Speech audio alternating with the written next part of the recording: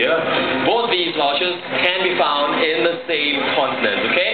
So it goes to show that vultures do actually coexist with one another in the wild. And we all know that vultures are scavengers. They feed on dead animals, carcasses like these, okay? And of course, a carcass this size can easily be stripped down to bones in just a few hours. And that's, of course, if you get a lot of vultures over the carcass. That's right. Now, joining us next is another vulture, as you can see back there. Thank you, Shrishu. This is Gonzo, everybody.